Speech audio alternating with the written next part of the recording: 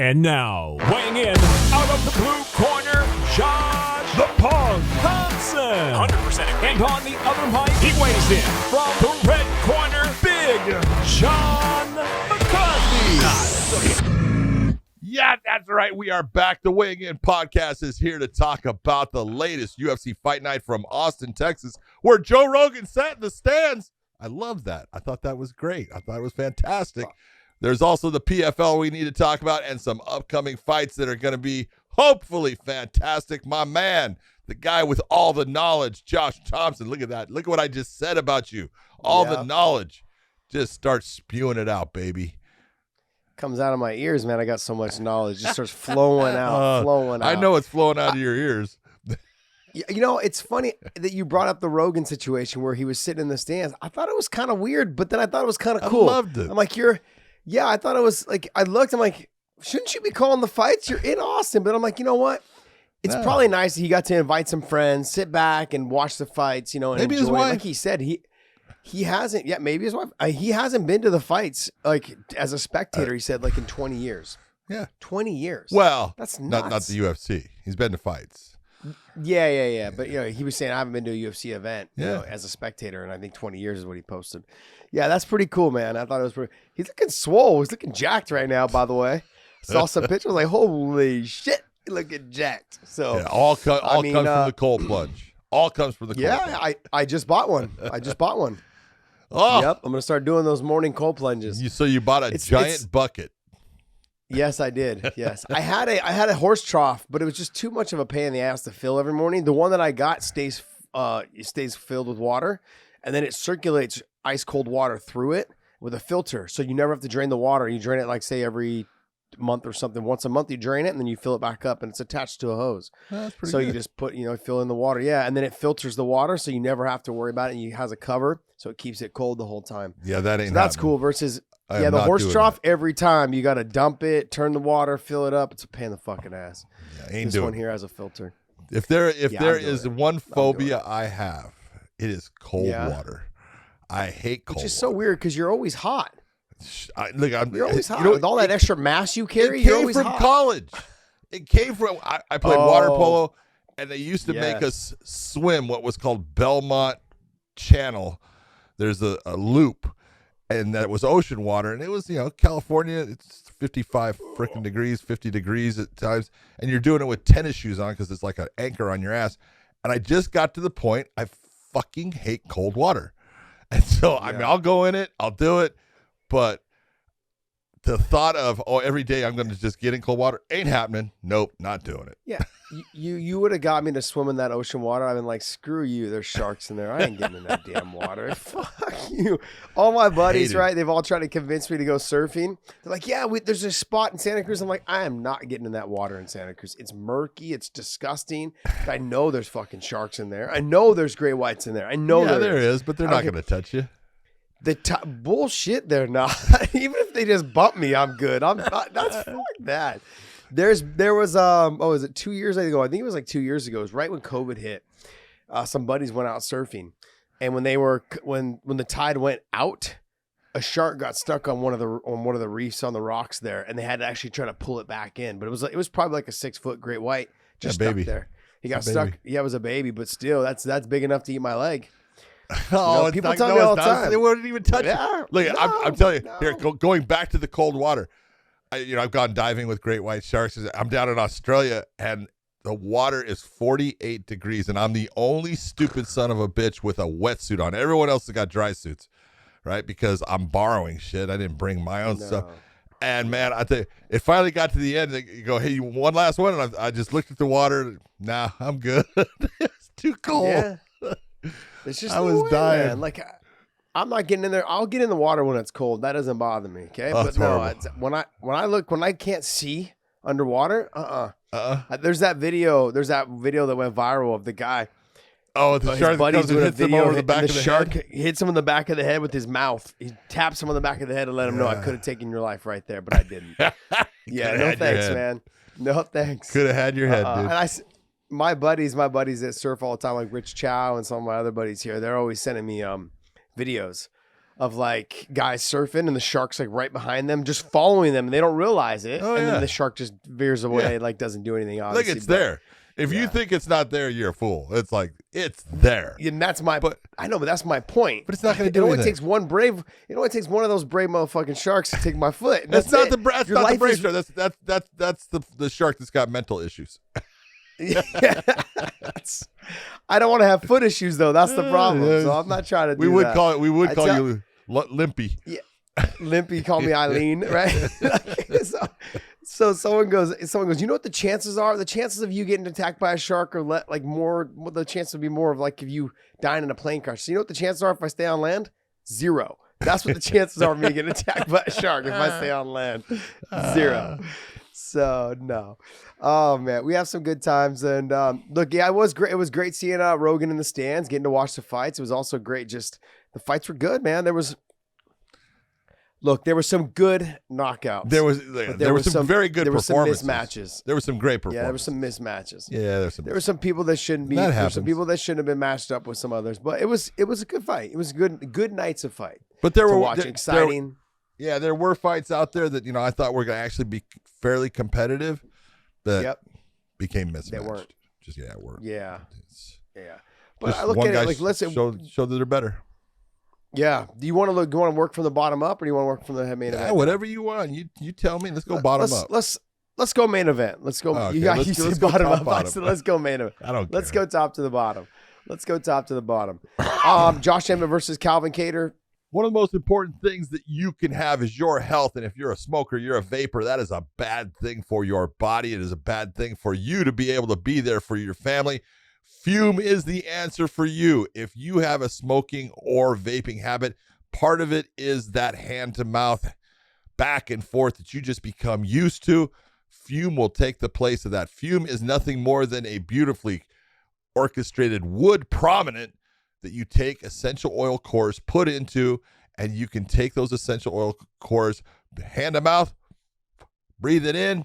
You get that really nice essential oil feel, either peppermint, eggnog, bubbly lime, conquer, invigorate, all these different fantastic flavors that you will be able to replace that smoking or vaping with. Fume is an outstanding product for anybody that is thinking about possibly quitting the horrible thing of smoking or vaping. You can do this on a plane. You can do it in the car with your kids. There is nothing that comes out of it that is anything that can harm anyone. I need you to go to Breathe Fume, and that is F-U-M. Get rid of the E. Breathe Fume /weighingin.com. Go to Breathe Fume, use the Weighing In promo code, and you will get 10% off on your purchase. This is your start to becoming a more healthy person. Go to Breathe Fume, get healthy. We hope you enjoy it. I thought it was a good fight in terms of they both had their game plans. They both came out and tried to execute. I thought Josh Emmett landed the harder, cleaner shots. No doubt.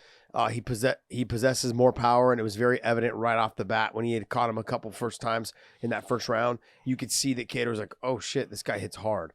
And so there was a little bit of reluctancy to actually step in on clean combinations by Kattar. But he ended up coming back. I had it 1-1. I had it 1-1 after the first two. Yeah. And then I think by the time we got to the fifth, I think you and I were talking about this. I think I had it 2-2 going into the fifth.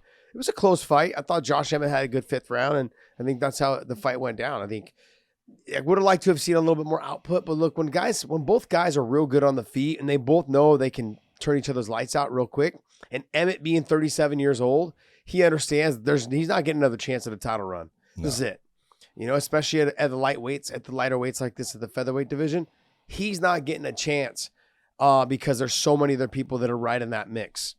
And so that being said, I think he fought a cautious fight. He knew he was leading in some points. And I think in the fifth round, I thought his corner, like you and I were talking about, his corner did him an injustice by saying he was up 3-1. Yeah. You got to be cautious about those type of things. And we've said this for the longest time. You look, do you that. go, that's your guy.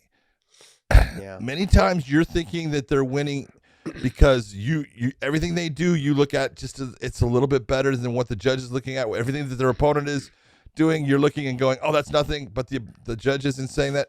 You can't sit there in a close fight and say, oh, you're up 3-1. say, hey, you need this last round. It's just the way it is. You know, I'll give it to Emmett. Emmett went out there and he just, you know, he didn't change anything. He didn't do anything different. He was going after Kattar as much as he could, and that's why he ends up winning the fight. But it was close. It was razor close, and it's all a matter of the power of Emmett. I think had a lot of effect on Kattar at times when he would, you know, come in with some of those rushes, and he would always be putting Kattar in a position he was off balance. That caused him problems at times. But when Kattar was able to control that motion, especially coming forward, you know, he was putting that jab. Josh Emmett had a jab sandwich from Calvin Kattar throughout that fight. And the big difference, I think, in the judges' minds, I think they went with the power of Emmett, that it affected Kattar, it seemed, a little bit more. But if it had gone to Kattar, I have no problem with it. It going to Emmett, I have no problem with it. I'm being honest when I look and I said, man, you know, he's calling for that championship fight. They may give it to him. How do you think he would do against Volkanovski or Holloway, since those would be the two guys? I honestly think he needs to get past Max before he fights for the title. But look, I'm not against him jumping Max. He might not have to get past. But I mean, that. Max and Volk are going to fight next, and he probably is going to sit and wait. But the problem is he hasn't been very active, you know, because he was dealing with his knee issue. So I think he needs to get another fight somewhere in there. Yeah. It doesn't matter who he fights. I just think one more fight to get him ready for that title shot as Max and Volk fight next. Who's in that mix there? Can you blow that up a little bit more? Because my eyesight is really bad. Volkanovski. So you got Brian Ortega. You got Brian Ortega, who's fighting Yair Rodriguez coming up. You got Arnold Allen. That's a tough one. Giga Chikadze. Bryce Mitchell. He just beat Calvin Kattar. He's not going to want to go backwards to Arnold Allen. You know? No, but he was sitting behind Arnold Allen just as of yesterday. Yeah. So I get it. But I mean, like I said, at 37, do you really want to take that chance with somebody who's young and up and coming? So if you have Yair and Brian, and you got Max, and then just kind of, you know what I would do? I'd probably wait for the dust to settle. You know, those guys, when are they fighting here in July and August? Yeah, they're 1 month away. I think. Yeah, something like that. So when that happens, I think I would probably wait for the dust to settle and say, okay, whoever comes out on top, let me get that fight. You know, because Brian's not getting another title shot right off the bat. No. You know, so if he beats Yair, if Yair wins, he may get one over Josh. If Yair looks good against Brian, he could get that shot. Yeah. Because he had a good fight against Max. Yeah, he did. It was very competitive. Really good fight. Yep. Yep. How he would do with Volkanovski. There's no easy fights for Brian Ortega, man. There's no easy fights for Brian. Brian's a stud too. He's just coming up short on those title shots. It's like, damn, he's so good too. He's so good. Yeah. Oh man. Overall though, I mean, where does Calvin Kattar go from here though, John? That's the real issue when you take a look at it. He's right at that top, and if you take a look at all the people in that division, he can beat most of them. It's just that he's got those top guys. Holloway's going to be a problem for him. I think Volkanovski would be a problem for him. And then now, you know, Josh Emmett just beat him. I honestly, you know, he had the Giga Chikadze fight. He looked fantastic in it. You know, so I think if you're going to, you know, look towards, you know, you're almost looking towards saying, okay, are you going to be that guy that stays in the top here, or are we going to start to have to, you know, start to move you down a little bit? I think, you know, right now that Arnold Allen fight, that would be a good fight for him. That would be a fight that he's getting. If he got the win, it would be against someone that's got a very long win streak. He's done very well in the UFC. Has been a problem for people, but if you're Calvin Kattar, you're proving, hey, I'm still better than all these guys. So yeah. I think I mean, I wouldn't mind watching him fight Korean Zombie, because you know Korean Zombie's going to stand with him. They can get in some exchanges. Zombie's got some power. You're not into it because what? Zombie hasn't looked great lately, or what? I'm being honest. Coming off that loss to Volk. Calvin Kattar's style, in my opinion, is going to give Zombie problems. But the two of them together are coming off losses. That's true. So remember UFC's pattern is and that is the UFC pattern for, we got two guys coming off of losses. Let's get one a win. And so it is definitely part of what they do. And look at the loss that, Kattar had. It could have been a win. It could have been. Yeah. Mm-hmm. So it's not like, he got. Go ahead. You know what I don't understand, John, is that why is he not kicking more? He didn't kick at all. And so it obviously was part of the game plan. I would have to talk to Tyson and find out, Tyson Chartier is his coach and stuff, and find out, did you guys, purposely just say no because of the wrestling of Emmett? Because I look at it this way: Emmett is a good wrestler, but Kattar's not a bad defensive wrestler, and he's not a bad offensive wrestler. He's good, and it's a matter of you're taking away a tool that he's really good with, and you're just gonna throw that to the side and say, okay, I'm gonna box this guy. Okay, I understand why you're looking at it to say, hey, we don't want to have it to where Emmett gets an easy takedown, because then we got to get up off of the bottom. That's going to be tough. But I will tell you, man, so, bringing the kicks, even if you're not going to do, I would say stay away from the mid-level stuff. But if you want to hit that calf down low, if you want to come up towards the head at times when that opening is there and you've got him moving back or something like that, do it. I find that one of the best kicks to throw, and I think get down to this card, is what Phil Hawes is doing to Duran, is that push kick up the middle. Yeah. Because that push kick up to the gut, right up the middle, it's a quick little snap kick. It keeps you guessing, and it's hard for them to catch. Because if they catch it, right, you throw the right hand or the straight jab right after you throw it. So if you feint it and then throw the jab and the combinations, if they drop their hands, you can catch them there. If you throw it for real and they bring their hands down to catch it, you can still throw the combination. So at least touch them for them to let go of the foot. And it's not easy just to hold the foot. No, it's not. No. And that push kick for me was money throughout my career. I loved it. I used it. If you guys go back and watch my first fight with Gilbert, that was like the whole fight was that. It was up the middle and the body kicks. Because I was worried he was going to be trying to take me down the whole time, because I had trained with him from before. Using those push kicks, using the long jabs, they make a big difference. And I like the low-level calf kick as well, because it's quick and it's hard for them to reach down and grab. Yep. It's so fast, just snap. And Kattar's got good kicks. I like if you were to try to hide your kicks behind your combinations. So you throw the hands a little bit and then you throw the kick. Or you throw the kick to the head and come back with some combinations with the hands. But I would have to agree with you. Probably it was because of some of the wrestling, but you can't let that distract you from what the goal is. The goal is to keep them guessing. If you know that they're not worried about you taking them down because you're not going to wrestle, then you're only going to box. You're really not using any of your weapons. So you got to try to mix them in at some point somehow. I thought Phil Hawes did a good job, and then Kattar could have used something like that, a page out of that book. Yeah. So, overall, I thought it could. It was a good fight, but competitive. Yeah. It's tough when you have all those knockouts and everything. Everyone's expecting that fight to be the fireworks. This is the one. These guys were the closest match. Yeah. And so to get a big win against a really good guy, that is not an easy thing to do. I thought they both fought their asses off and both performed well. Yeah.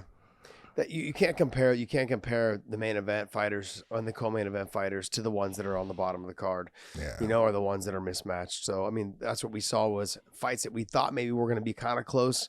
They ended up being considered mismatches. Yeah. So, but then the main event was obviously very evenly matched. They both of them have a lot of respect for each other in terms of power as well as just their abilities.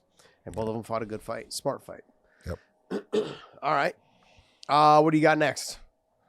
Oh, we had Kevin Holland coming in for his second 170-pound fight against Tim Means. I love Tim Means, but Tim's getting a little bit older, a little bit slower, and it was the speed that you could really take a look at.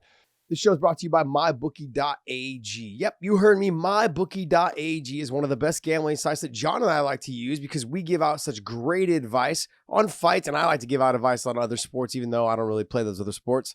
But I still like to give my 2 cents on the betting for football, baseball, basketball, whatever it is I had coming. If you guys want to listen to me early in the season, I picked the Warriors to win it all. Of course, I was right. So if you'd have put that bet down, you would have won a lot of money. And guess what? I'm picking them again next year to win it all again because those other teams will not get it together. But you can't win anything if you don't go to mybookie.ag. Use our promo code weighing in. Use that little QR code right right there. The podcast Dave's going to put up for you. That'll take you to our page there. Type in that weighing in and go to mybookie.ag. Use that promo code weighing in, and they'll give you a little extra spending cash with your first initial deposit. And that, hopefully, you guys can win some money, pay that mortgage, pay that rent, take your girl out, enjoy, and happy Father's Day. Tim's got a very high fight IQ. He understands how to get inside. He understands how to fight in a phone booth against a guy who's got length and speed and stuff. He just wasn't able to get that done well against Kevin. And it goes to show that, look, Kevin Holland he's a tough dude, man, and he's a good fighter. You know, he does have the reputation of being the mouthy guy, and at times I thought he got caught up in that whole thing of talking, and he was talking to Khabib outside the cage. He talks to his opponents inside the cage, and he got into, I need to do that that's kind of like my trademark, and I'm going to continue to do it. He's kind of gotten away from it. It's a good thing. You can see he still talks, and that's okay. Guys talk all the time in the cage when they're fighting, but he's not making it to where it's actually taking away from his fighting style. It's taking away from what he's doing offensively towards his opponent.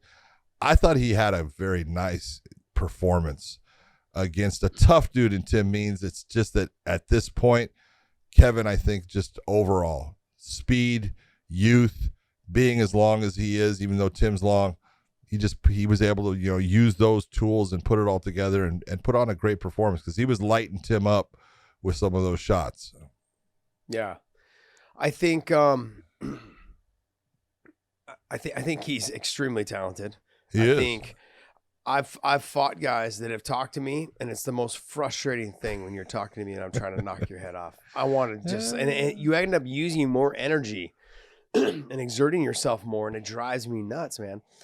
I had a hard time with KJ Noons. I got exhausted because he kept talking to me, and he wasn't even like talking to me as much as he was talking about what I was doing to him. Oh, you almost got me there. Ooh, that was good. Nice combination. And I was just like, shut up, man. I'm trying to knock your block off. Shut up.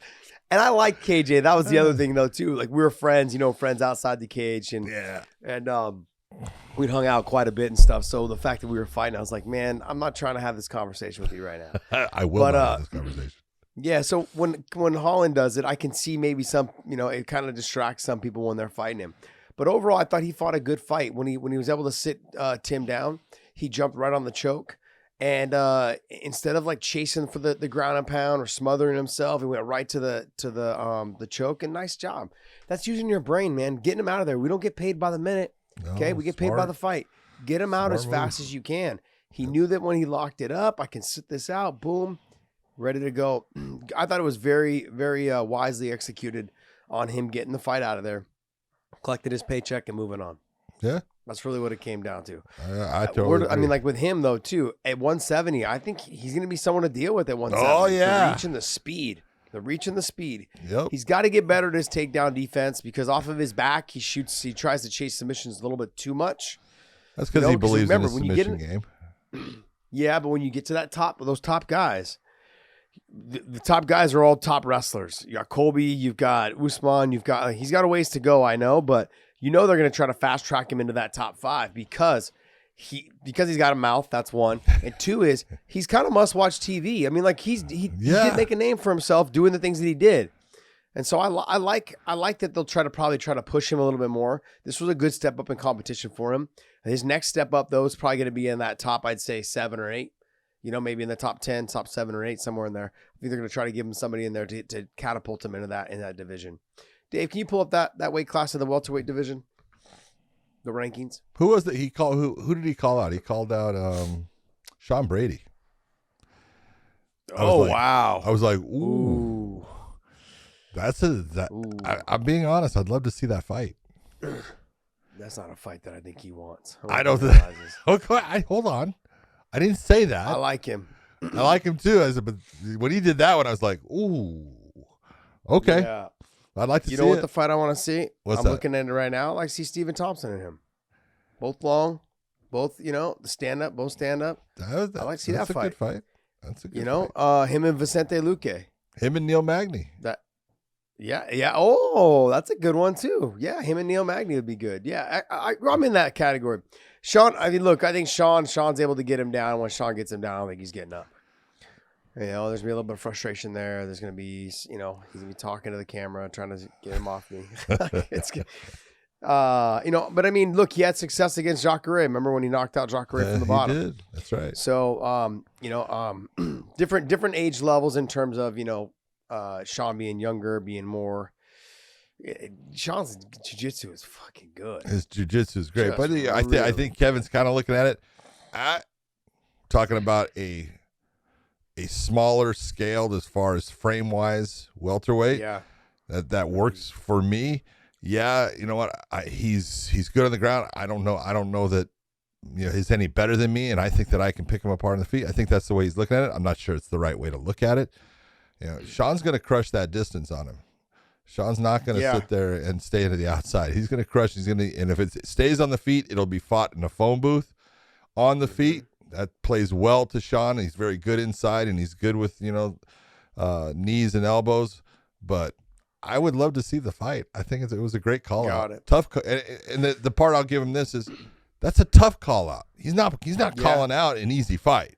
He's calling out a freaking monster that is still undefeated, and so. Hats off to Kevin, man. That's true. I'd like to see him. I like Neil Magny. I like Stephen Thompson. I like Vicente Luque. You know, I mean, that's a big jump up though in competition. I mean, maybe if you wanted to kind of give him another different type of fight, maybe him and Pahea. What's his name? Michel Pereira. Pahea. You would think it's Pahea. Because it's Brazilian with the R, but then you listen to the broadcast and they say Pereira, so I'll say Pereira. I see that. I'm sure they've talked to him. That's a good little fight. Yeah, I mean, you jump up in that competition. All right, next fight. Oh, Joaquin Buckley against Albert Duraev. I thought Joaquin, who I really like as a person, I thought he fought super smart. I thought he fought well. Mm-hmm. These guys used to train. And this is where you need to understand. Look, when they trained, Duraev, especially on the ground, dominated Joaquin. There's a difference between training and fighting. Big difference, because you're not just starting out, in a grappling situation.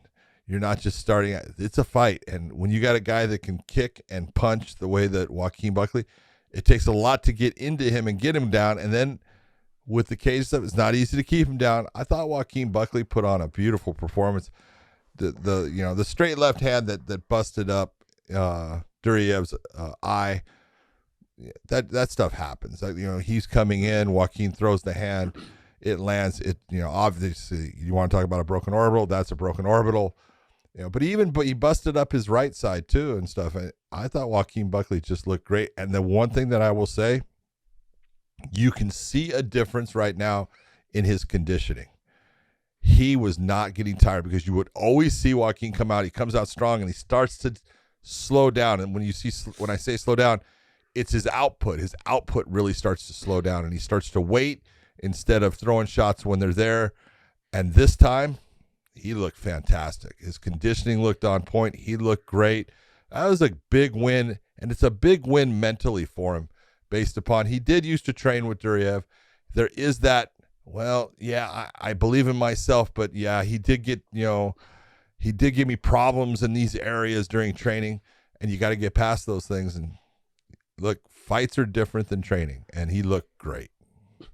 John, he has an equalizer though. He's got power and he's explosive, and that's the thing. And if he, like you said, he worked on his conditioning, his cardio, that makes a big difference on how much, what your timing is in throwing your power. So you know that you're capable of getting that knockout at any moment. Anytime that you've trained with somebody, you have flashbacks. Like I said, I trained with Gilbert Melendez for years. Yeah. He used to outwork me. In the gym, he would I wouldn't say break me, but he would push me to the point where I'm like, damn, I better get better in all these areas, because I was like, man, this kid's good. And if one day we are going to fight, I just knew that he was going to be the guy that just brought the pressure. So when I fought, every single time I fought him, he brought the best out of me. in terms of I did the extra sprints. I did the extra cardio. And I'm sure that Buckley had the same type of memory when it came down to like, I've got to work harder to get up off the bottom. I've got to work harder on my track sprints. I've got to work harder on my cardio, my swimming, whatever it is. Yep. Making sure that I have the endurance to get up off the bottom. Because there's nothing worse than feeling like, shit, man, I'm stuck down here and I got no energy to get off, get you off of me. There's nothing worse than that, and just being exhausted.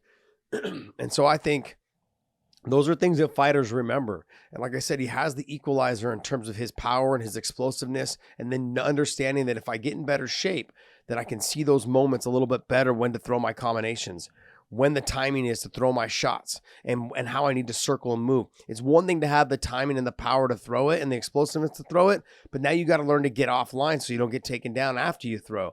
Those are all things that come with conditioning that make your brain work faster while you're fighting. And if you're not in shape and you start to slow down and things just start pausing for a second, it makes it easier for your opponent to start taking you apart or start using their timing to get the takedowns and start controlling those positions and making you work harder. So he, I feel like he's come a long way. He used to fight in Bellator. He has I think he lost to Logan Storley, correct? Yeah. He had his lot. And then he went over to the UFC. He's had some highlight reel knockouts. He's fun to watch. I wish we would have kept him in Bellator, but I like watching. Yeah, it's good for him. I'm glad. I'm happy for his success. I want people to understand, like, I'm a fan of the fighters, and that's the biggest thing I want to see them succeed wherever they're at. I'm glad that there's multiple promotions across the world, so there's plenty of places for fighters to go. They've got an opportunity to make a living. They've got an opportunity to do what they love, and not feel like they're being controlled by Apple or Google or whatever. You know what I mean? Some company that just controls everything they do. One entity. So, but this is good. So this is I think it's I'm happy for him. I think he's got a bright future. It's just the only thing with him is that he's a little small for middleweight, and the weight cut to 70 is too big. Yeah, the weight cut to 70 I think is too much. I think he should stay at 185. Yeah. He's looking good. He's strong. And I don't think that the frame wise, I don't think I agree with you. He's a little bit on the smaller side of the frame. Yeah. But he can handle it, and he's proved that he can handle it. And so I really like him at middleweight. I think he should stay at middleweight. And good performance. He has that Sean Brady kind of look feel to him. Yeah. Like Sean Brady being at 170, right? I mean, you're like, Sean Brady could probably be a 55-pounder, but he's got so much muscle. No. Him and those Philly boys, man, those Philly boys and their backs. I talked about this. They got those rounded backs. Like him and Eddie Alvarez. Because they got those lats that become wings and they just start folding forward. It's freaking crazy, man. I'm like, they got something in the water out there. It's cheesesteaks, so I'm telling you, man. Cheesesteaks. I missed this next fight, but you said there was something that happened, I think, in the knee. Man, I'll tell you what, this fight, both of these guys, Asmagulov, and it's Garam is easy to say as far as his first name, but that has a Kutaladeze or whatever. What a fight. Both these guys are fantastic. Both these guys. These are the kind of fights when we would, I would go all traveling the world and refereeing all over the place. These are the kind of fights that I would do, and I would see and I go, dude, these guys are good. And you didn't see them all the time, but all of a sudden they would come up with one and you go, this dude can fight. Holy shit, this guy can fight. These guys are good. Yeah. The UFC has two really good ones here in the lightweight division. This fight was back and forth, close. In the third round, there was a knee that was thrown. It was legal. Herb called it wrong and gave an advantage to Damir Ismagulov in the fact that he got him up off of the ground. He gave him time to recover from a legal blow and started the fight in the standing position off of it, which was only like 10 seconds left, so it's not like a lot in the end. But when you have that type of blow that caused, I'm not saying it was going to end the fight, but you could see that it landed and landed clean. The judges are now not scoring that blow because it was considered illegal. And they're not seeing the rest of what happens from that position maybe it would have changed, because this was a split decision. It could have changed the outcome of that fight. Both guys are going to be in the UFC for a long time. They're both going to be doing good things, but it was unfortunate to see that little bit at the end that possibly could have altered the fight. But these guys are both good. Yeah.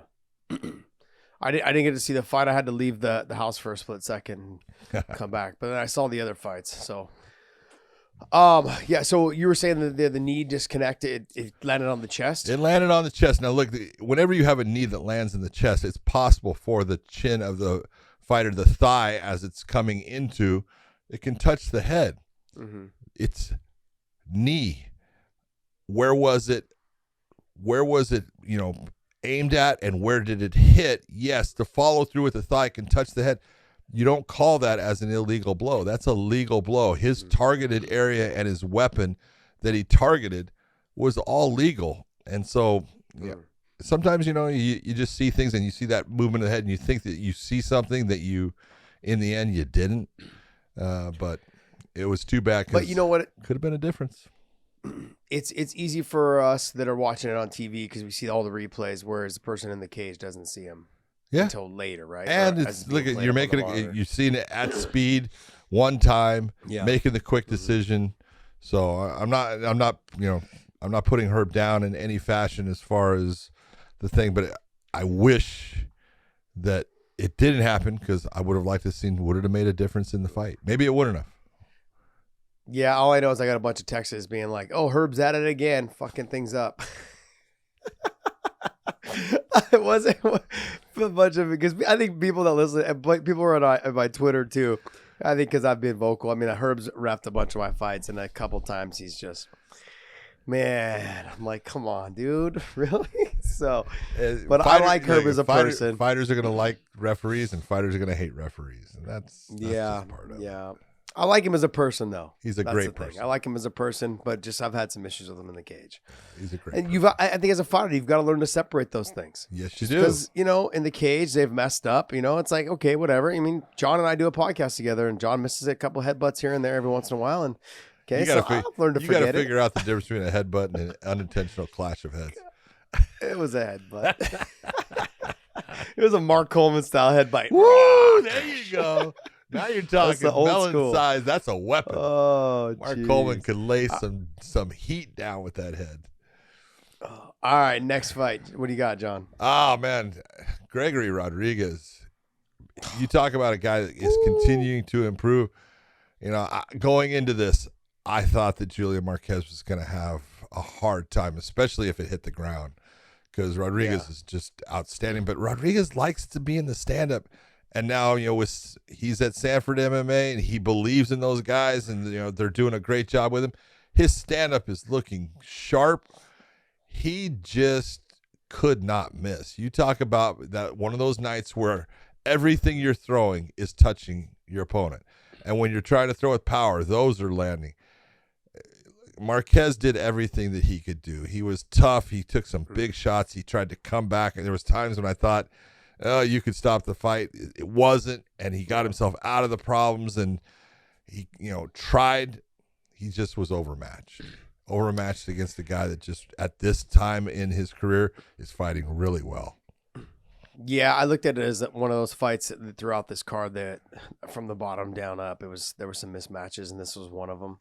I think there was really, when you saw just the way that Rodriguez came in with the confidence and just the way he throws his shots, I felt like the same way as you, if the fight would have hit the ground, it would have been a total mismatch. Yeah. So, but overall, I think you're seeing what they're doing at Sanford MMA, and they're doing some good stuff. Yep.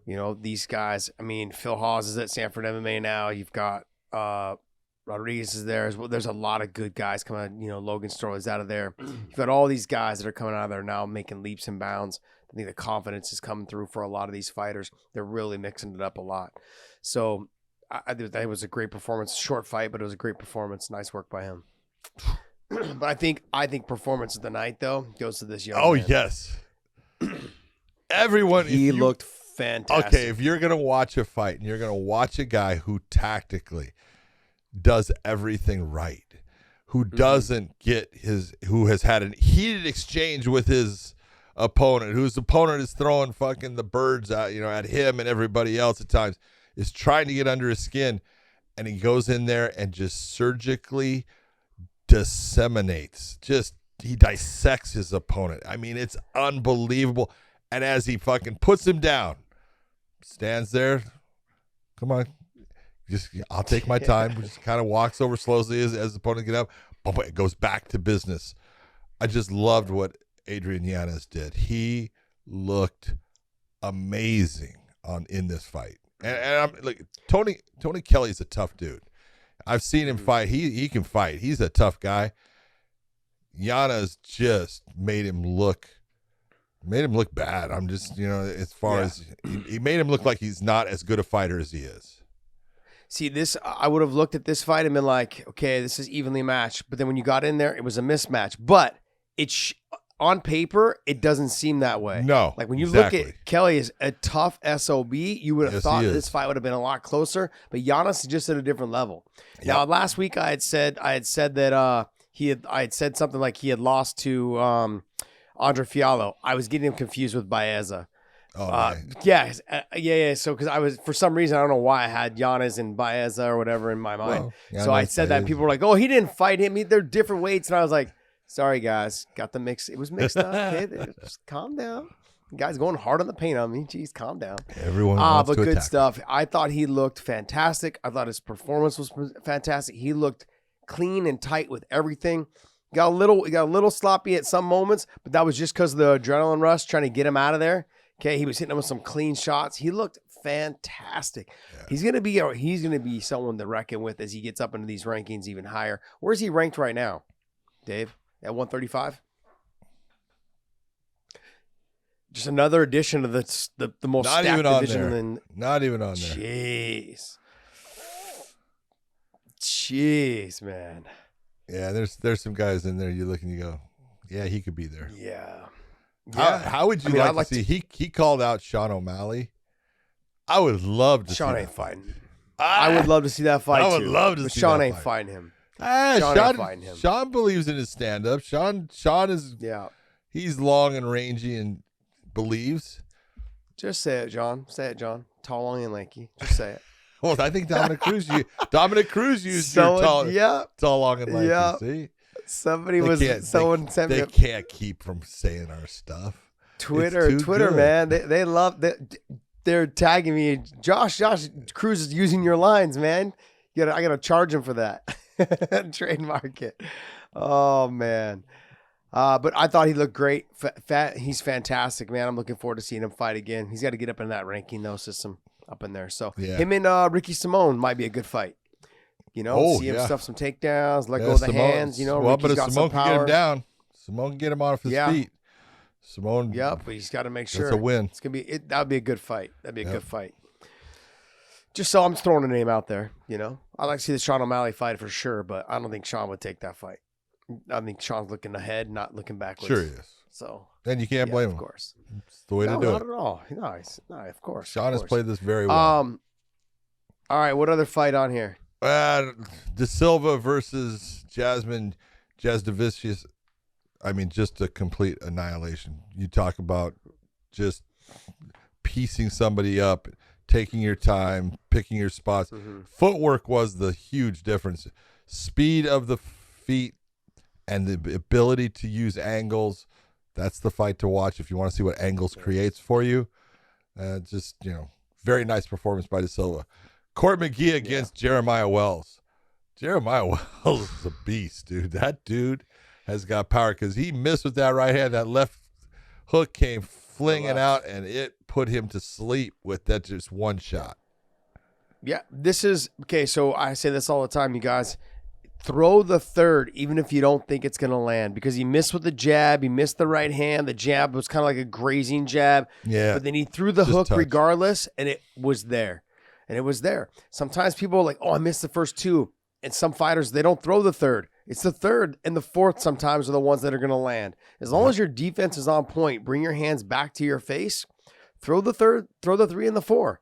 Finish up with that combination, because It's when they relax after you've missed twice is when they think that they're out of range, or when they think they can't be hit. Is when the third and the fourth lands. I could not in any way tell Court McGee, oh, you should have realized that you were. No, it looked like he was out of range. No. I would have thought, he's out of range, and that left hook just covered distance and touched right where it should.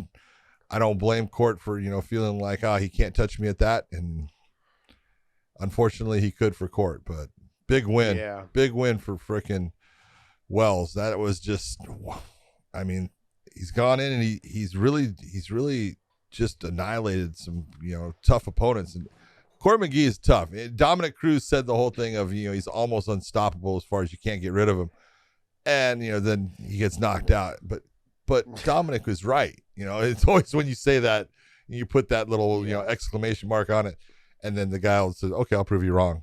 But Dominic is basically right. Court McGee is a zombie.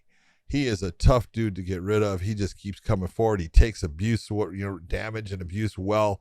He doesn't let it affect him, and he's just is always grinding on you. Wells just, did what he was supposed to do, man, and he got rid of him and got rid of him pretty fast. All right, what's next? You got to go with Ricardo Ramos versus Danny Chavez. That spinning elbow, holy shit.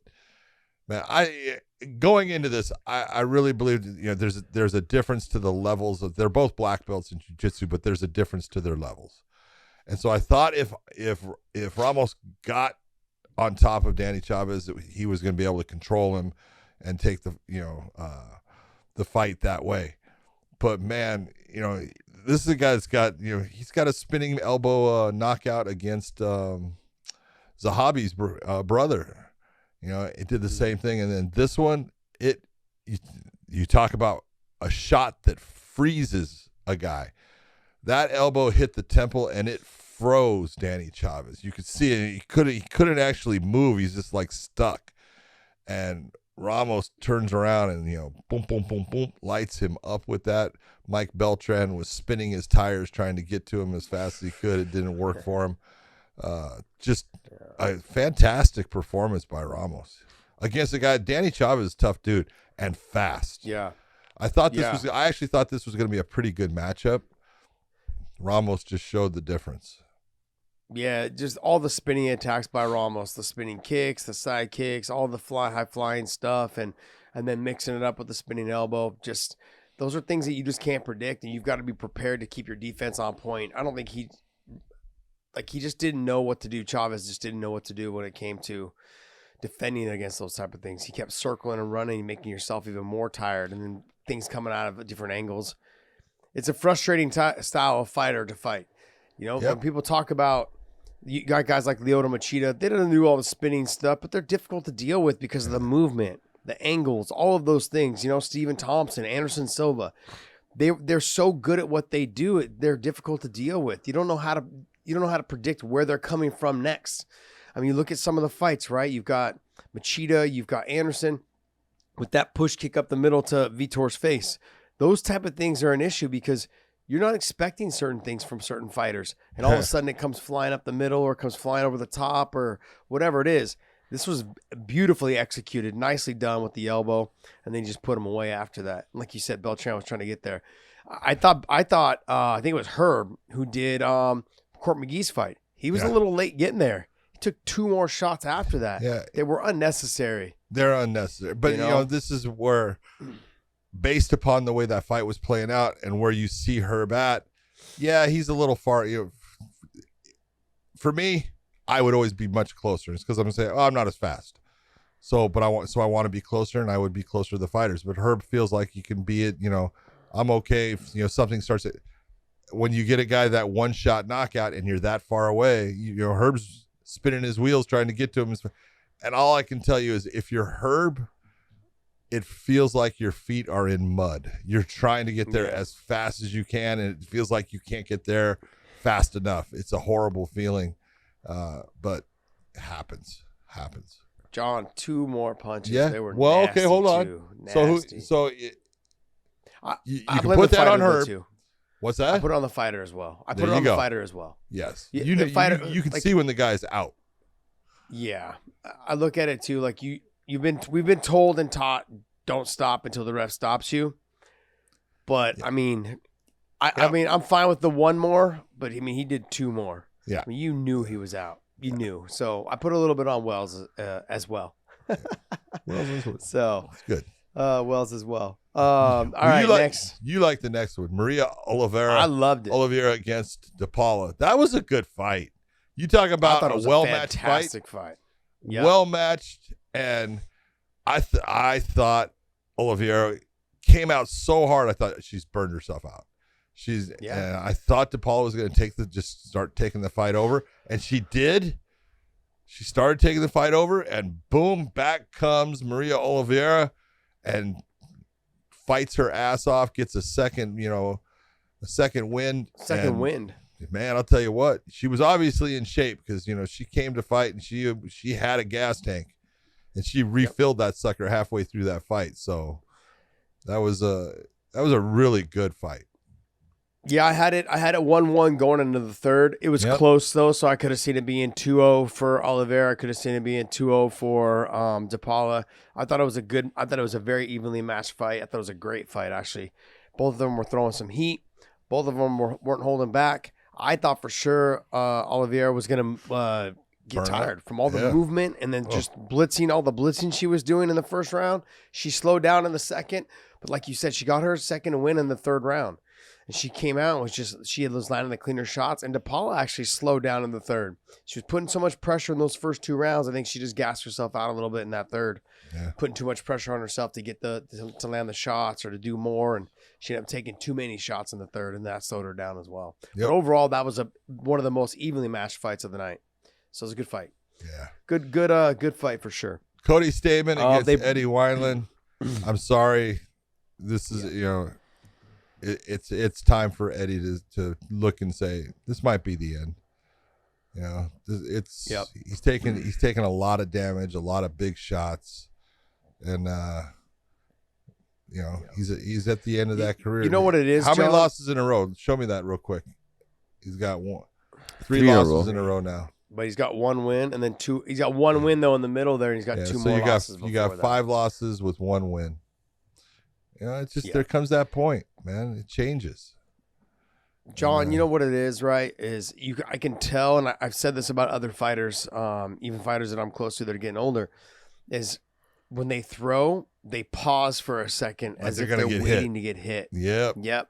And that lets you know right there that you should stop fighting, because you're more concerned about getting hit than you are about just throwing your combination and keeping your defense on point. You're expecting to get hit. You're expecting that because you're slowing down. And once that starts happening, it's time to go. Yeah. Because now you know that you're too slow. You know that every little shot is going to kind of hurt you or wobble you or rock you. So you're kind of like gritting down and you're waiting to get hit. You're trying to take the shock or take the power instead of just throwing your combination. It's not a good position to be in, man. I caught myself doing that in some training towards the end of my career, and it's just it doesn't feel good. Like that's the thing. Fighters got to be honest with themselves. You know it's time. You're slowing down, especially for the lighter weights. At 135, 125, 135, the speed kills. Yep. You can't go around it. These young guys are explosive and they've got power. And their technique is getting better. Every generation's getting better on the feet, on the ground. They're all getting better. Yeah. And to think you can continue to deal with it. Eddie Wineland used to be one of the fastest dudes in the game. He was fast, a great fighter. Had some power. He was a great fighter, right? The WC days and all early UFC days, he was good. He was fun to watch. Yep. Just a in dog, and out, man. like throw all kinds of different combinations. That would throw multiples. You're talking you want a guy to throw a 3, 4, 5. He was the first guy that would really just start opening up, man. He was great to watch. But that moment's gone. Father time. Father time sucks. It's just nothing we can do about it, man. I almost threw my back out tying my shoe the other day. It was horrible. That's why I don't buy shoes with laces anymore. I just do slip-ons. Forget it. I'm done with that stuff. All right, next fight. Phil Hawes against Duran Wynn. Go ahead. I'm not going to say anything. I thought, look, it was Phil Hawes looked fantastic. Great. I thought he did what I said, what Kattar should have been doing. A little bit more of the push kick up the middle, stay long with the jab, snapping the combination, throwing the head kick, going back up to the middle, calf kick here and there, stay away from the mid-range leg, the thigh kick, and stay away from the body kicks, on each side so they can't be caught. Phil Hawes fought a fantastic fight. I'm also going to say that my boy Duran, man, he took some big shots. There was never any quitting him. I'm not going to take anything away from him. That's the kind of fighter that you're looking for guys like that. He didn't quit. There's no quit. No. Look, I'm going to be honest. I think Duran's going to learn a lot about himself from this one fight. He didn't quit. Ref stopped it. He took some big shots. He was on wobbly legs the whole time. He kept throwing back. He learned, like when I talk about the most memorable fights of my life, there's only a handful of them. There's like I'd say 2 or 3. Okay? And one of them is the Hermes Franco fight, one where I was dominating, got dropped in the third, and I fought through it. And the other one is the Tony Ferguson fight. I wanted to know if I was a quitter. And I want to know, in both those fights, you realize you're not a quitter, you're a fighter. You love what you do, and you don't give up.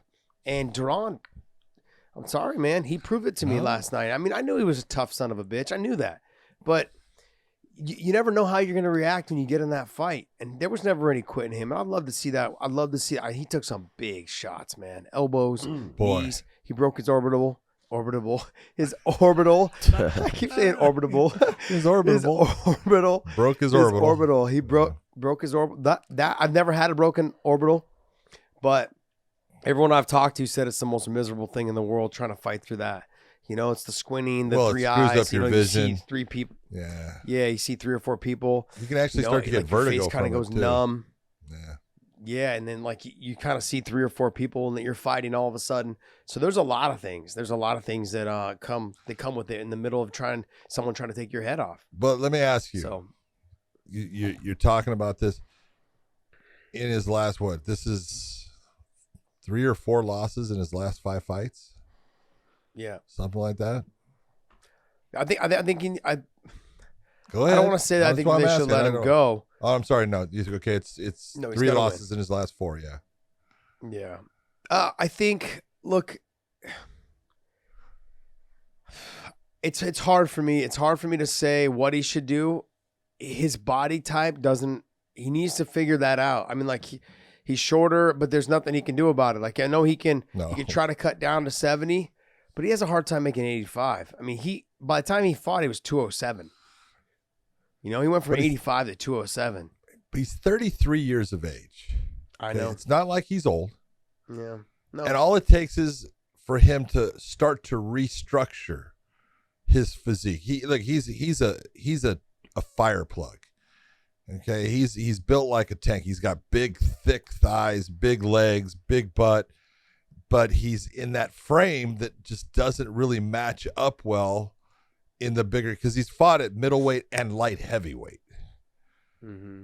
15 pounds of weight. Take a year, get a nutritionist, and just start cutting back and reshaping your body. I think he could, and I think he would do much better at 170. At least the frame. I'm not. I think he should be a 155er. I'm just being honest as far as body frame. Okay, but I don't think he could do that. But I do think he could do the 170. In that, if you took a year and you've got to commit to changing your nutritional, routine and what you're doing, and you've got to become disciplined with it, and you can change your body composition, the way your body is to a point. Yeah, not to 155, but I think to 170 he could, and I think it might make a difference in his career. Possibly, but I mean, at 33, are you trying to do that? The other thing too is that he'd have to, like you said, really diet himself down and like change the whole nutrition program.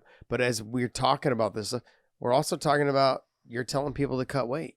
John, you're against cutting weight. That's cutting weight. Basically. I'm not saying cut weight. You're wrong. How much is he gonna? Did you not? How much hear is that me? gonna affect his performance? Did you not hear me? I get what you're saying. Said take a year.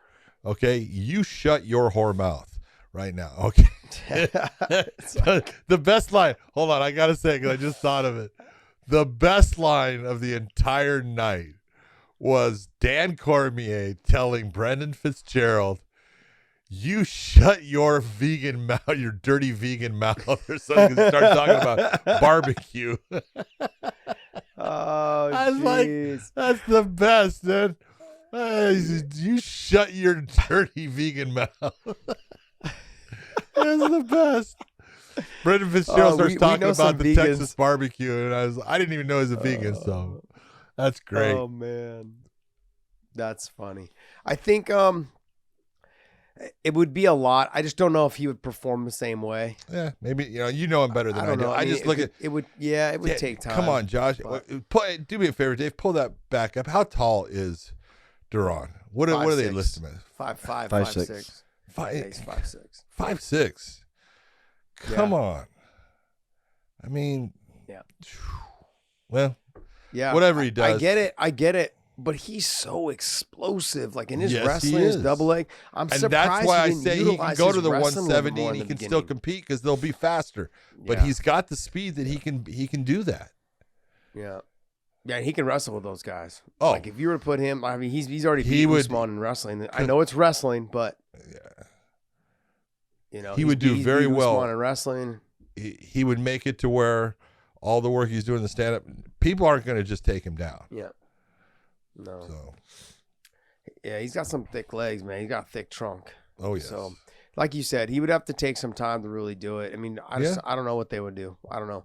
That's a question on one that he can answer, and whatever he decides. I mean, I wish him the best. He's a good kid. I like him a lot. Yeah. He's fun to be around. He likes to talk trash, and that fits right into what I like to do. So Wow, how rare. That's AKA people talking trash. Yeah. All right, what's next? Are you guys ready to move? How did Fitch even live with you guys? Thinking about it. Fitch and Kane. Okay. The two guys that don't say anything. Kane never lived with me. Kane never lived with me. Fitch I'm not did even for a saying little living bit. with Kane you. Just never live lived with you guys at Oh. the gym with AKA. Here's two guys that never talk trash. And I they're housed every surrounded by motherfucker in all that of gym. you. That gym, they just kind of kept to themselves. No one talked shit to Kane. We all knew what would happen if we talked shit to him. We just left him alone. There was a little bit of trash talk going back and forth with Fitch, but Fitch, like he said, just kind of kept to himself, did his own thing. He just kind of laughed at everyone because he was kind of like, he was the captain of the team for the longest time. He wasn't a target at all, but he was a workhorse, man. Fitch was a workhorse. I saw him last night. He looks like a fucking mountain man. Dude, he does. Jesus, He's got that he's long beard now. Yeah. He's got the long It's beard, thick. man, like all the way down to like the middle of his chest, and it's thick too. He's got the long hair. I was like, jeez. He looked like he belonged in ZZ Top, like the man. I was like, what the fuck happened to you? Oh, right, man. Last one was All right. Kyle Dawkins. I was surprised that Roman got rid of Kyle Dawkins the way he did that fast, but it can happen in fights. The knee lands. You can get hurt. It's tough, man. It looks like he's physically. He's like one of those. It looks like he's one of those wiry, really, really cockstrong kind of guys. He looks like that Eastern Just looks European. strong. I've been throwing kettlebells over in my house all day long. Probably. Oh, probably. Whose phone is that? It's my that your phone? computer. I don't know if it may be maybe your computer. Oh, your computer? Because it's Maybe my driving me computer. nuts. Is it? It's not my phone. Yeah. Got it. All right. Well, hey, that's going to wrap up our UFC talk. We're going to talk real quick about the PFL. I was expecting the PFL to have some better fights. I thought it was a really come good to card. fruition. Yeah, I thought it was going to be a good card, but it wasn't. No. So Just didn't turn out to go have ahead. that. Let's talk Alex Martinez with the big upset over Clay Collard. Close fight. Yeah. Could have went either way. Could have gone either way. Very close. Could have went fight. either way. But I think 50% of the people are going to think that Alex Martinez won, and 50% are going to think that Clay Collard won. It was close. It was close. Well, how did you have it? Did you think Clay won? Yeah. But okay, and hold on, and I say this because I wanted him to win. So that's why I that's said, true. Because by the end of it, when they called Martinez, I was like, yeah, okay, I can see it. Yeah. I'm not going to say it's wrong. It's probably because I was rooting for Clay Collard a little bit. So yeah. It was a good fight. So now Clay goes home though, right? He's not in it. Yeah, he's out. Wow. which is not good for the PFL. No, it's not good. He's got to win over Stevens, got to win over Pettis. Now Pettis is in there. Now Martinez is in there. Yep. And your guy that was in the finals, Clay Collard, he's not there next year. Ooh. I don't know, man. He's tough. He's good. I mean, he's got a baby on the way. That's why I was rooting for him. You know, he's got a little one on the way, so I was rooting for him. But, I mean, I love watching him fight. He's a dog. No, he just so comes overall, to fight. though, yeah, he comes to fight every time. He's doing some good body work in that first round. Yeah, he Kind always of does. looked like he gassed himself out a little bit in the second, and he got I think got dropped in the second, right? Yep. Second? Yeah, he got sat to his butt. But, in the third, though, I looked like he was coming back on. It just wasn't enough, maybe. Yeah. I thought it was a good fight. It was. It was. I think it was the best fight on the card. Oh, which is why, and we said, we said it before in the last show. We talked about, why is the PFL look, the reason they're putting this fight on as their main event is because they can rely on Clay Collard to bring it. He's done it against Sergio. He's done it against Jeremy. He's proven, man, he comes to fight. And so, yeah, that's the guy you want finishing off your show. And it was a good thing that he was the guy finishing off the show. Yep, I agree. Then you got Carlos Jr. versus Soto. Basically, Carlos Jr. pressed him to the fence, kept him working the whole time. Got a takedown here and there. Not a smart fight, but boring. Yeah, boring. Look, John, this is a little bit and I'm gonna say this openly. Some of them already knew the results. All they had to do was get the win. They didn't need to get the finish to get it in. And then open scoring, this is what's gonna happen. Yay. See, when people talk about open scoring, this is the type of shit you're gonna get now. That's right. When you have open scoring, they knew all I got to do is win. Or if I end up with a draw or a win, I'm in the finals. That's it. And so you saw. I move on to the playoffs. You saw them. Exactly. Like with Manfio and Albin Mercier. Okay, that's what you saw. Yeah. That's what you saw. Both of them knew that basically anything they did, they were in. So they were like, okay, why are we gonna have a fight where we take too much damage and maybe get hurt? Then maybe something happens. I can't compete in the finals, or that's what happens. You end up where neither one of them really wanted to throw. They kind of wrestled a little bit. They kind of just stood at range, didn't really throw. They were pot-shotting each other. They kind of didn't do anything. Nothing. An open scoring is going to do. That's what you're going to get with open scoring. Yeah. So when people talk about, they already knew what the results were going to be if all they had to do was get a win. And all they had to do was get a draw or a win. We're both already in. We both have this many points. These other guys, unless something really, really happens with somebody else, they already knew the results because they were higher up on the card. Yep. It's not good, man. It's not good. I think people need to rethink the open scoring system. I really think the half point system is the way to go. So you end up with fights that are really close. You can see, okay, look, that round was so close. It was only a half point. Yep. So the other fighter can come back and when that round was close, maybe I get the half point the other way.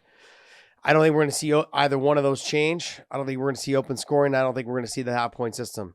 But I'd like to see the half point system based on the fact that there's so many different ways to win in MMA versus like in boxing. Go ahead and give it a 10-8, 10-9 because you got dropped. Okay, it's a 10-8 automatically. Okay, you got dropped twice, 10-7.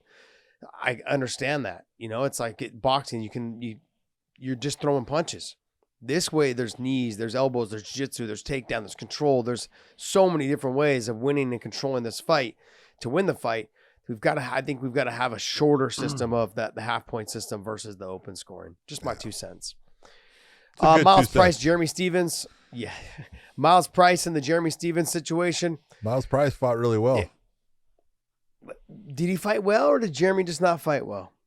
Well, maybe, they took away Samson's hair. He cut his beard and his hair to make weight, and he weighed in right on. I can't believe that hair would actually make the difference, but it has, I guess, in the past. I watched Daniel Strauss cut off all of his dreads to make weight one time. But, dreads, I think, are a little bit heavier than a beard. I would have thought so. What Jeremy had, yeah. But whatever, it's a matter of it was a close win. I mean, close win for Jeremy. He got the split decision. But is he fight? I thought his fight in his opening match with Clay Collard was really a good fight. I thought he was winging shots. I thought he got a little tired, which I couldn't blame him for as hard as he was throwing. But it was the Jeremy that we all expected. This one was a little bit different. And maybe it's because he looked different. I don't know. Maybe it's because, the hair and the beard weren't gone. But it wasn't the performance I thought Jeremy was going to have against Miles Price. John, I've trained with Miles, and I can tell you right now, he's kind of frustrating to deal with. He's awkward. He's not super strong. He's gotten long. He's kind of technical in some areas. He's kind of awkward to deal with. It's almost like you're like this nerdy guy should be getting out of here, and when I can't hit you or I can't land a clean shot, it's like almost frustrating to be in there with him. You're like, man, why am I having a hard time with you? I should have knocked you out already. I think a little bit of that, it really is that. Peter Quilley said the same thing, though. Peter Quilley said the same thing. He says he's just an irritating bastard to fight. Yeah. I think that's kind of it. I think, I don't know. When I trained with him, I was like, you hit him with clean shots and like he's still there. You get on top and like you start landing clean ground and pound, and then he starts attacking the ankles and you're like, get off my leg. Like, you're frustrating me right now. Like, get off me. I'm going to fucking beat your ass. And then you don't. You still just, he's one of those guys. It was just like really frustrating, I think, to deal with. And I think Jeremy probably found that out as well. I think that's the only thing I can think of, because Jeremy didn't seem like himself. And I'm thinking maybe he went through a little bit of that frustration. Like, man, I landed some clean shots on you and you're still here, and it's kind of bothering me a little bit. So, and he just didn't fight to his potential after that. It was a frustrating fight for him, I think. That's the one thing I can think of.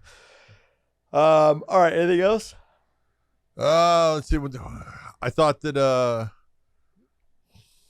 it just wasn't that good fights overall. The Schulte fight against Marcin Held, kind of the whole thing. Marcin comes out kind of hot, kind of gasses a little bit. Yeah, slows down. Yeah, slows down. It's just normal. It's just the normal thing that we see from Marcin Held. But overall, okay fights. Couple. Most of them were fairly boring. Okay. All righty, well, that's gonna wrap up our PFL talk. We're gonna get into some news now. Let's get after it, Dave. It's all right. Podcast, Dave.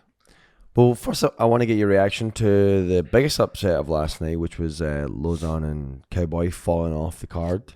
Again. Lauzon's his knee got locked up, and he said he couldn't stand after weighing in. We're going after the Khabib versus Tony Ferguson thing now with this. Yeah. I was actually thinking that yesterday. It's getting there.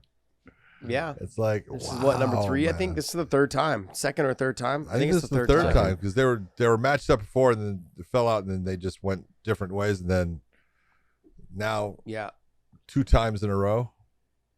Yeah. Interesting.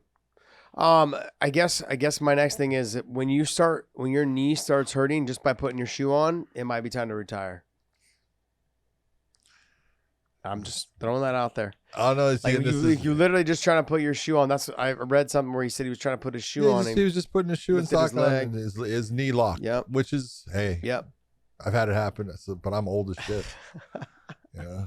My finger right now, I can't straighten it. It's like it's stuck in the folded position. It's fun. I look like Spider-Man.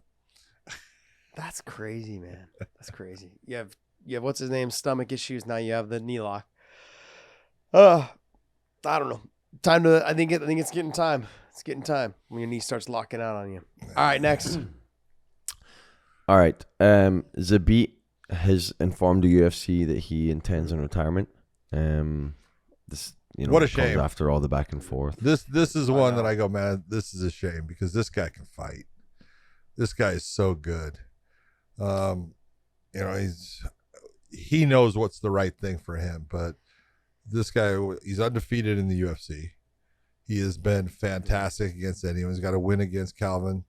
But, injuries have caused him a lot of problems, and he's just decided to call it quits. I never would say, oh, no, you shouldn't do it, because he knows what's best for him, but it's a shame to see it, because I loved watching the guy fight. And I get to watch, his brother fight in Bellator, and he's always there, but his brother's damn good too. Boy, his brother is damn good, but it's a matter of, brother's damn good. I don't think his brother's as good as him. Well, his brother's only 22. I know that. I'm not saying he's not going to get to that point. Brother got some time to go, buddy. Yeah. Slow your roll. His brother's got some growth. All right. Someone was saying that he wants to be a doctor also, so I think that's probably weighing in on him. Like, okay, do I keep getting, keep fighting, keep beating my body up, or do I go and he looks like Abe Lincoln, looks like he's smart as fuck. He does. He's tall, long, and lanky for that weight. Nothing like watching Jeez, Honest Abe fight, man. Yeah, so funny. But he extremely talented. Sad to see him go, but I think these young Dagestan fighters, these young fighters that come out of those areas there, they've been fighting since they were, 7, 8 years old. I mean, Khabib used to talk to me in Islam and say, like, man, we've got probably 250 fights, maybe more, and just in Sambo, which is basically MMA with a gi top on. It's like headgear and a gi top. I mean, sometimes they win Shingar, sometimes they don't. I mean, then Sambo shoes, the leather just around your foot. That's all it is. So these guys, they've been beating their bodies up for a long time, putting in the work, doing their thing. And so, I mean, I understand, but I was sad to see him go because I felt like he could have been champ. I feel like he would have been right there. I would have loved to have seen him and Volkanovski. Yeah. Oof. So good fight. That would have been a great fight. Or him and Brian Ortega, him and Volkanovski, him and Yair was supposed to happen. I don't know how many times. I mean, Yair literally, decided to leave the UFC because he didn't want to fight him.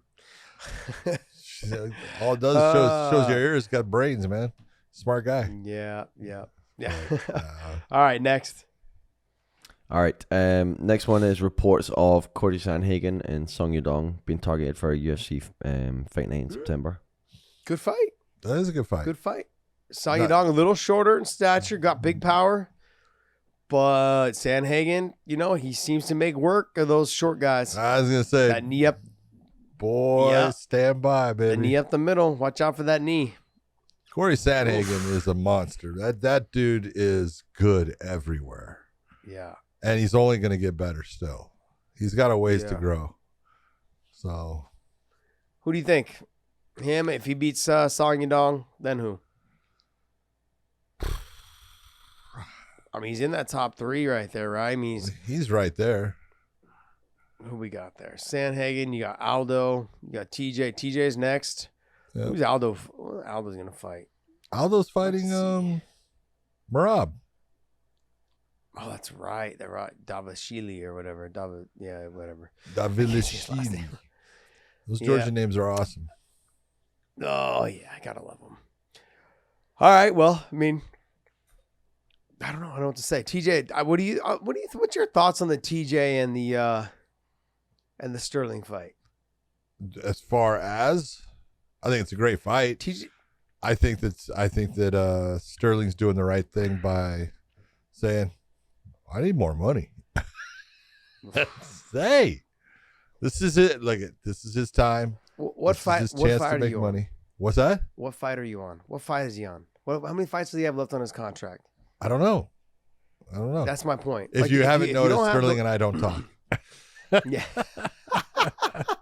Oh, he doesn't text you and be like, "Hey, what's up?" He doesn't talk to you. I know. It hurts my feelings. Okay. It really does. But seriously, I think he's being smart in the fact of, hey, look, he's got a lot of, ammunition right now to sit there and say, look, I beat you. I beat Jan. I beat him fair and square. Yeah. I'm the guy. I deserve this. I deserve more. Mm-hmm. Okay, get more. This is your time to get more. Get more. But you signed a contract. You signed a contract. If you got 3 fights left in your contract, fight it out, son. You look at you and your manager decided to sign that contract. If you decide now all of a sudden I'm champion, I want to make more money, tough. Eat shit. I'm sorry. I'm not just saying it because it's him. No. I'm simply saying you guys that sign these long ass contracts, 6 and 8 fight deals, you're stupid. Bet on yourself and sign 3 and 4 fight deals. 4 fight deals is fine. Okay, but if you he came out saying that he got $400,000 for the Jan fight. Okay. You signed that deal, though. That's the thing. You signed the deal. You knew what you were getting yourself into. Now that you're there, you want to try to renegotiate? No. Yes. No, I'm sorry. Yes, no. Nuh-uh. No, sign your deal. You signed it. You knew I what you were getting understand the way you're into. looking at it. And I agree with you signed the deal. But, man, hold on. Let's be honest. He's fighting in The toughest weight division in the world. Okay. Yes. Against nothing but now. killers. I get it, John. But look, you're. And hold it. If he loses, it doesn't work that way. That champions clause is gone. There's a championship clause in every contract you sign. If you end up being champion, you get a bonus or whatever that contract was. If you didn't believe that that's what you deserved, knowing that you were up in those rankings already, you shouldn't have signed a long-term deal then, like 6 or 8 fights or whatever you signed. You're a hard man, you should have signed up for. You're a hard man. But look, here's the thing: you can't change the rules just because now you're where you thought you should have been. You should have bet on yourself then and said, "Look, I plan on being champ. I'm signing a 4-fight deal, or I want more money because I am champ." So then you could have came to the deal and said, "Hey, when I become champion, I want 750 or I want $1 million. I want whatever it is that you want, whatever your number was." Yeah. Okay. You made 400,000 to fight Peter. Okay, cool. Now, whatever your pay-per-view, you should have negotiated pay-per-view dollars in your first contract. I had pay-per-view dollars in my contract. I had bonus championship dollars in my contract. I had main event deals in my contract. I had co-main event deals in my contract. You should have negotiated all that. I don't know what your contract is, but just because you're champion out. Now, if you have 1 fight left, I can say, okay, because the UFC is always looking to restructure with 1 fight. Look what they're doing with Nate and Diaz. to re-sign at that point. In the re-sign, yeah, exactly. So I understand if he has 1 fight left, then cool. But if he's got 2 or 3, I ain't trying to hear it. You knew what the deal was. If you've got more than 2 or 3, you knew what the deal was. You signed it. You knew. Your manager knew. I don't even know who his manager is. Ice cold. You are ice cold. I am You're ice in cold. that plunge right now. See? Sorry, John. And look, and for those of you, like, and this is not because it's Aljo. It's because that's the way I've always felt. You should have spent more time looking at your contracts. Fighters, you want to know why, like pro NFL players and all these. I want to get paid now that I'm all pro, I'm this and that, or I'm a Super Bowl champion. Maybe they can get away with it depending on how good they are for their team. But in fighting, you're replaceable. Somebody else will take your spot and you'll be forgotten. Okay. And you look at some of the football players that have done that too. There was a good running back out of he was a Steeler, and then he went to the Jets. God, what was his name? I really liked him. Le'Veon Bell. He was a Pittsburgh. Le'Veon Bell. He was fantastic, man. I loved him with the Steelers. Then he went to the Jets. Never heard of him again. Then he played on the Chiefs. I was like, oh, he's back. Didn't really play for us either. Then he left and talked a bunch of shit about the Chiefs. Now I think he was somewhere else. Was on the Rams, and they cut him. I think they let him go. Like, he just, after that, nothing ever happened. He went where the money was. When you do things like that, yeah, I just stay your course. Focus on staying champion. Focus on your goal. I'm sorry, man. Like, you knew what the deal was. You knew what the contract was. So now you've ripped on Aljamain Sterling and Le'Veon Bell. It's all right. Hey, you knew what your contracts were. You put yourself in those situations. You guys got to read your contracts. Yeah. Like, he should have broke it all down. Look, I plan on being champion in 2 or 3 fights. And if that's the case, then I want a championship clause in there that says, hey, I get paid this much money when I'm champion. I want a main event clause. If I'm the main event, I get paid this much money for the main event. I want a co-main event clause. I get paid this much money more if I'm a main event. Maybe it goes down a little bit each time. You've got to have all those deals worked out. You've got to know what your contract says. Then that to me is, they don't know. They just, okay, yeah, I'm making this much money. Ooh. But then they get there, they realize, shit, this is hard. I worked hard to get here. Now that I'm here, I deserve to get paid more. No, you should have known that from the beginning. I'm not going hard on him. I'm going hard on every fighter that doesn't understand what their contract says. Yeah. That's it. You knew what you signed. You know, your manager should have explained it to you. Like, you plan on being champion at this time, then you should get paid more. You know, I don't know. How old is he? He's 32 years old. He wants to get paid more. Because $400,000 ain't going to last you long. No, especially after you're looking at, oh, my trainer gets this, my manager gets this. Yeah. Yeah. Yeah. I mean, they're kind of lucky because, look, the PI, right? They feed them. I think the PI feeds them breakfast and dinner or something like that, or breakfast and lunch. Breakfast and lunch. You know, offers them 2 meals. You know, so they can eat there if they want. It's all I heard, good food. Yeah. I've never been to the PI, but I've heard it's a good little setup for the fighters. It's really nice. It's a good setup for the fighters. So just budget your money, man. I'd be eating there every day. I'm one of them guys. I'm one of them cheap ass guys. You can ask anyone that's ever been around me. I'm cheap when it comes to that shit. You know? All right. Bellator did the what was it called? When we do during COVID, we did all our fights at the Mohegan Sun. Oh, yeah. We had the Uncas Grill. We got those little tabs to go eat there. Shit, Big John and I were there every damn day. If I didn't have to pay for it, I wasn't eating. I ate there every day, three times a day. We didn't have a choice. Yeah. Oh, that's right. In the beginning, but then when we were able to start going other places, we didn't have a choice. started going some other places. Yeah. Anyways, all right. Next. All right, you want to wrap up by giving a brief preview on the Bellator fight that's coming up next week? I thought there was another fight that was announced that was a pretty good fight for the UFC. Can you look up? It was announced. The Dominic Cruz Chito Vera was confirmed, but we talked about that when it was reported. No, there was another one. There was another really last good time. fight that was announced. I went through. I skimmed through everything this morning. Can you look through it? Can you look through it again? There was another good fight that I thought was announced. I'm looking on our news channel as well because that's typically where the fights show up. But I don't see. It was Aldo and Merab, but we talked about that last time as well. Yeah. No, I thought there was another good one. And I went through all the headlines this morning too, so Interesting. definitely it All right. wasn't. We got Johnny Okay. Diamond Hands Eblin, or now the human cheat code, Johnny Eblin, going up against a guy who's a legend in Gegard Mousasi for the middleweight championship Bellator on Friday the 24th from the Mohegan Sun Arena. How do you see this playing out, mister? Look, I like Johnny Eblin a lot. I think he's a stud. I think he's gonna give Gegard a little bit of a problem in those first early rounds, maybe two. But then I look for Gegard to start to run away with this. And this is nothing against Eblin. I think just needs a little bit more experience. Gegard's seen it all. He's seen it all. He's been in there with heavyweights. He's been the 205-pound champ. He's the 185-pound champ. He's fought everyone. And there's not a place in that cage where he feels uncomfortable. It doesn't matter where the fight goes. And I think Johnny Eblin's going to be able to wrestle him a little bit. He's going to be able to get a takedown or two. I think he's going to be able to stand a little bit. But there's little things that Gegard does. Who was it that fought? John Salter fought him. He's like, yeah, I'm going to be able to take him down. He's like, he just started doing this little thing with his leg. Started moving his hips, kind of twisting, a little bit like how Machida does. He turns his hip. He's like, and it just kept me guessing. He's like, I was so worried about the kick coming. He's like, and just all the jabs started lighting my face up. He's like, and next thing you know, I'm just getting pressured. It's just uncomfortable in there the whole time. He's like, felt like there was no way for me to get in. Every punch I threw, his defense was on point.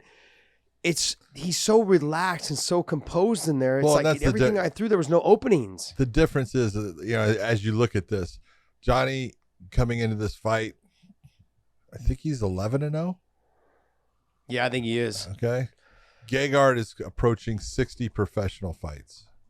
Jeez. That's a little bit of a difference in experience. Now, sometimes that you could look and go, that's not a good thing. He's, past that prime stuff. Gegard's not past his prime. Gegard is fighting as well as everything that I see with Gegard is the matter of 49-7. I think he's got 2 draws. There you go. Okay, right on. So this will be his 60th. Right at 9. Nope. It'll be one more. So 59th professional fight. Could be his 50th that was way professional faster win. math than I could do. Could be his 50th professional win. But if you're looking at it, the one thing about Gegard Mousasi that you always have got to look at, and how motivated is he? Which Gegard are we going to see? When we see a motivated Gegard, we see a guy that is just almost untouchable. When we see a Gegard that is like, which that's what he looks like all the time, because Gegard looks like he just woke up.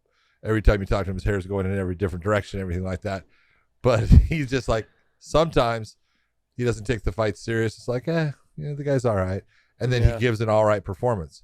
So how much is he looking at Johnny as, hey, this guy is a problem. This guy is someone that can cause me a lot of problems in there. If he is that, guy that starts to motivate Gegard, you look and you go, I expect a great performance from Gegard. If he's not, Yeah. I expect Johnny to give Gegard a lot of problems. Yeah, I think he's going to be motivated. I think his new contract allows him to be really motivated. So he signed a very lucrative deal. He's, there's big expectations from him. I think Scott, had sat him down and told him, like, look, I'm paying you a lot of money. I need you to start showing up and putting these guys away if you can. I need you to go out there and get these finishes. You need to be exciting. That's really what this whole thing comes down to. Yeah. When you're signing fighters for this amount of money, I need you to go out there and lay it on the line, whatever it takes. And his fight with Rafael Lovato Jr. It was amazing. That was an amazing fight. He came up short, but that was an amazing fight. And then he's only gotten better since then. I think he learned a lot about himself in that fight, just saying like, hey, I need to make sure that I stamp my name on all these guys. Yeah. And he has looked very impressive. The fight, though, that I want to see, which we're not going to be able to see for a while because of all the visa issues, is the Tokov fight. Yeah.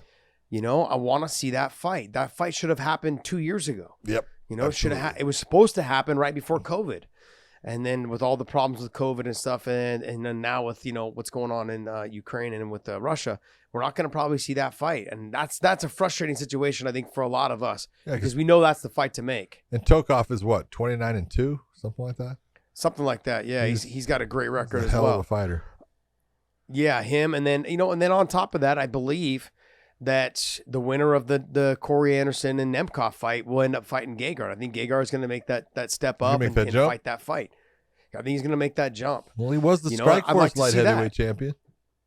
Yep, he was. I want to see that fight. Yeah. Right now, I think if he fights Nemkov or he fights Corey, Corey, I think, is a tougher task for him based off of the height and the size and the wrestling ability, which I think, Gegard's got good takedown defense and he's tricky on the ground. I don't know. I think it's a tough fight for him. I think Corey's the wrestling of Corey, man. The wrestling of Corey is the problem. In that, I think Corey can take him off his feet, and he's going to find that Gegard is not easy on the ground, not an easy ground and pound of victim, but his wrestling can take him off his feet. You go back,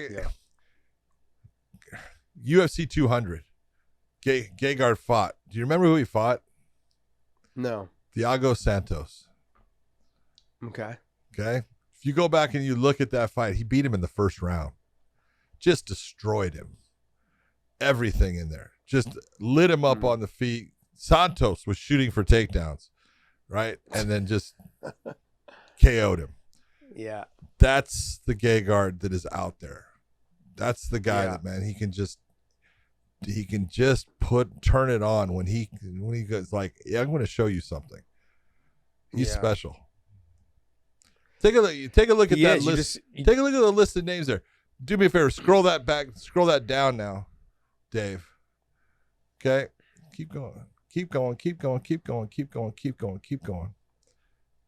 All right. There you're just starting. You can start right from Strikeforce. Keith Jardine, right? It's got him in there. Mo Law. Ovis St. Preux, Mike Kyle, Latifi. Fought Gary Goodrich. Right? Go down. Leota Machida there. Now start scrolling. That's like halfway through his career. Which way back? Remember Sokaju? Yeah, go back up. Beat Sokaju. Yep. Right? Yeah. Sokaju was tough, man. Mark Munoz. Explosive and tough. Dan Henderson. I mean, you just look at the list of guys. Vitor Belfort. Philippou. Chris Weidman. Just unbelievable. Talis Latis, who fought for the title. Yep. Santos, Roy McDonald, Vitor Belfort, and he destroyed Roy McDonald. It was ugly. No, it was nasty. It's crazy that he left the UFC with 4 knockouts. He left on a 5-fight win streak, I think it was. I think he was on 5 fights. Let's see. Go to 4 of them were knockouts. Hold on, 1, 2. Yeah, there it is right there. 5-fight win streak, 4 of them by knockout, and he left. Why? Where do you see him with a championship title fight? You don't. No, he left. He left because they knew that they weren't going to give him a title shot. Exactly. And then he left because of the money. Yeah. Yeah. Certain guys know when they're favored and when they're not. And if you're not favored, I suggest you leave the UFC. Yeah. And just go make your money. Yeah. I've said this, I don't know how many times. I don't know how many times. Like, if you're not favored there, then leave. If you know that they're not trying to build you, leave. That's the biggest, like, because you're gonna put a lot of miles on your career, fighting, Studs. every guy is tough, and even low down on the bracket, they're gonna try to give you guys the toughest guys in there that they're getting for cheap and that they can market, if they don't want you to win. So they know they've got plenty of options, and so, like I said, with the Aljo situation, careful, buddy. Like, you signed your contract, like, just be careful, because once you lose, they can just throw you on the back burner. The key is you got to stay champion. Winning solves everything. I go back to that motto, winning solves everything, because you can't start having these contract disputes if you've got 3 or 4 fights left. Oh, now I want to get paid.